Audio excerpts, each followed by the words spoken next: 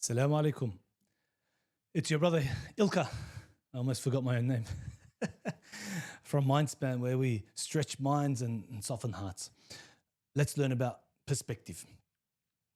Remember when we were kids, we would step over and around ants, right? The path of ants if they're sort of moving around in a colony. Maybe you tell your children about that now to sort of utilize that teaching moment to give them perspective.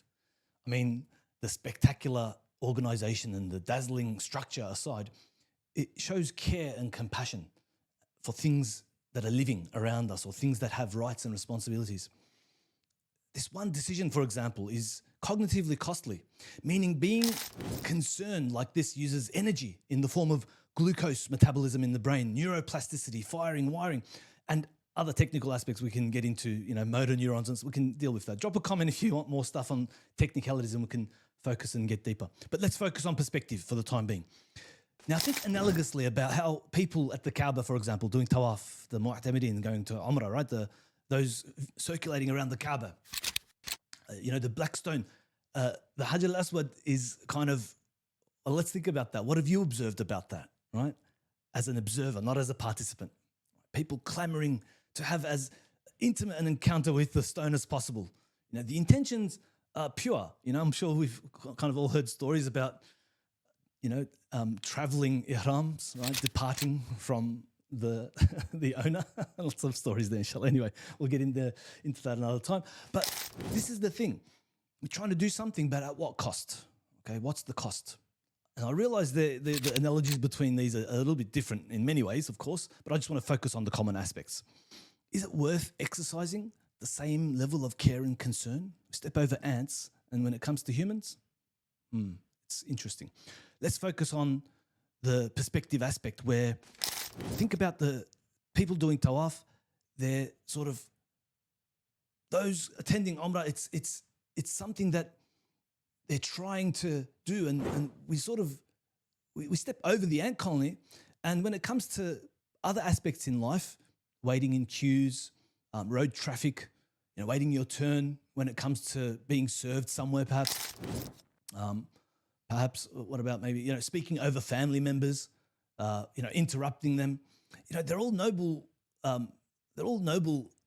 intentions. Maybe we're trying to get something done again, but at what cost?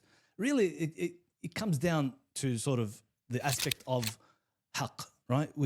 It comes down to a matter of haqq. And also when we think back to the brain energy, where is that brain energy being used? Is it being utilized in the right way?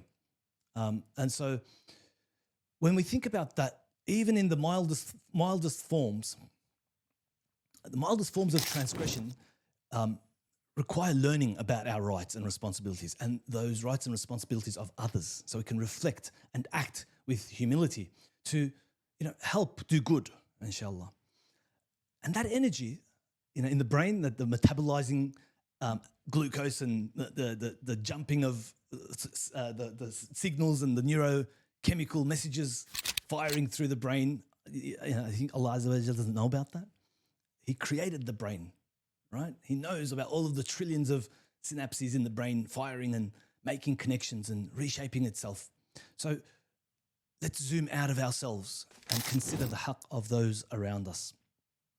And, we may have fallen into such a deep situation sometimes we're super busy, right? And everything becomes background.